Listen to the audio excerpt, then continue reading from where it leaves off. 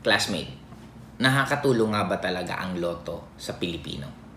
Now, ang logic ng loto, lahat ng tinaya, iipunin at yun ang ibibigay sa mananalo. Pero alam nyo ba, classmate, na hindi ibibigay 100% dun sa nananalo yung mga naging taya. Bakit? Number one, meron tayong tinatawag na operational cost. Ibig sabihin, may mga empleyado ang loto na may percent na kinukuha dun sa mga taya para pang sweldo sa mga empleyado mismo ng nasa loto.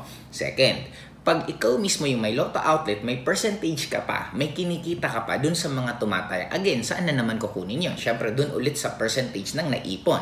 And sunod, kung sino ang nanalo. Example, dito sa Bicol, may loto outlet dito sa Legazpi, sabi natin, nanalo. Dun nanalo yung jackpot. Ngayon, may certain percentage pa yung loto outlet mismong yon na mabibigyan sila kasi dun mismo nanggaling yung nanalo. Now, ang tanong ko, classmate, paano nakatulong sa Pilipino ang loto kung mas marami ang nawalan ng pera kesa sa nagkaroon? That's number one.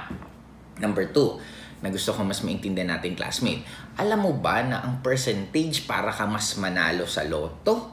Okay? Para ka mas manalo sa loto is mas malaki pa yung chance ang tamaan ka ng kidlat kesa sa manalo ka mismo at mag-jackpot ka sa loto. Now, ang tanong ulit, paano nakatulong yon kung mas maraming tao na imbis turuan natin na umasa sa sarili nila para magsumikap, para baguhin buhay nila, umasa na lang ng sobra sa loto. Now, ang dulo, imaginein mo kung nakaasa ka sa combination ng numero, kung kailan ka yayaman or kung hindi, anong naituturo? Since nagkaroon ng ganun ng choices ang tao, imbis magsumikap, imbis pag-aralan nila paano magbago buhay nila, wala, umasa na lang sa loto. That's number two. And number three, alam mo ba, classmate, na majority ng nanalo sa loto, lalong naging worse buhay nila after nilang manalo.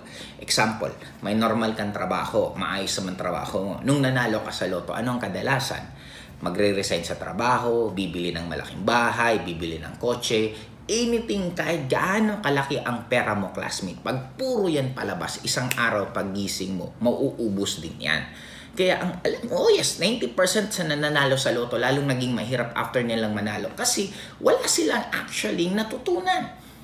Tandaan nyo, kahit gaano, sabi nga, meron akong isang narinig kahit ipantay mo daw buong mundo, lahat ng tao maging pantay ang pera. Ibig sabihin, yung bilyonaryo, milyonaryo, i-add lahat, i-divide sa lahat ng tao dito sa mundong to yung perang yon. Darating ang oras, yung mga mayaman lalo pa rin yayaman, yung mga mahirap, magiging mahirap pa rin kahit nagkaroon sila ng milyon. Kasi nga, hindi nila natutunan pa paano mag-alaga ng pera. In short, classmate, paano nakatulong ang loto? Kung unang-una, mas marami ang nawala ng pera kaysa nabigay at yung mga ibang nagkaroon, hindi naman gumanda buhay nila. May mga kilala ko, nanalo ng loto, nung nanalo, nagkahiwalay ng asawa kasi na-overwhelm sa success. Now, yun ang point ko na gusto kong maintindihan nating classmate na sana wala naman pong masamang magtaya sa loto kung libangan lang, pero wag nyo pong iasa ang pagbabago ng buhay nyo kasi mas malaki ang tsansa na mananalo ka kung aasa ka sa sarili mo kaysa aasa ka lang sa loto sa pagbabago ng buhay.